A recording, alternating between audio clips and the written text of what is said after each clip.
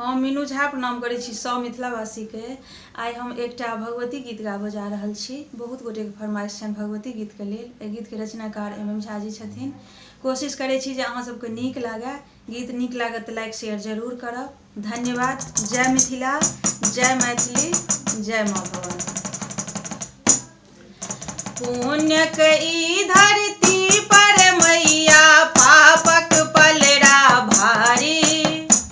अंधकार में डूबल दुनिया विपत्ति केहन ई कारी। भवानी पार लगबियो अपन संसार बचबियो।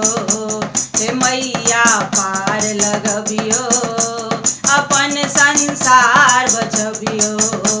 हे जननी पार लगाबो अपन संसार बचाबो।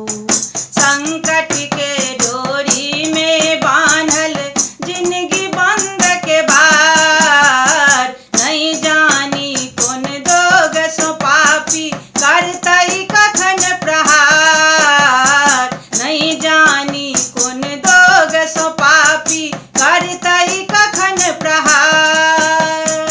बच्चा बच्चा के गर्दन पर लटकल ये तलवार। भवानी पार लगबियो अपन संसार बचबियो। हे जननी पार लगबियो अपन संसार बचबियो। हे मैया पार लगाबो अपन संसार बचाबो। हरियर हरियर फुलबारी में अहीं के सबटा गुलाब। आँचर तर झपियौ हे मैया नजर छै ककरो खराब। हरियर हरियर फुलबारी में अहीं के सबटा गुलाब। आँचर तर झपियौ हे मैया नजर छै ककरो खराब। चंडी रूप अब धरू भवानी करू दुष्ट संहार। भवानी पार लगाबो अपन संसार बचाबो।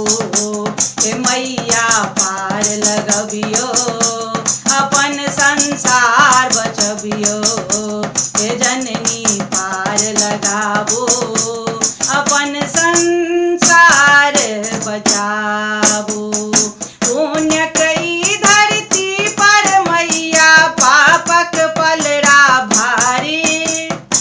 अंधकार में डूबल दुनिया विपत्ति केहन ई कारी। भवानी पार लगबियो अपन संसार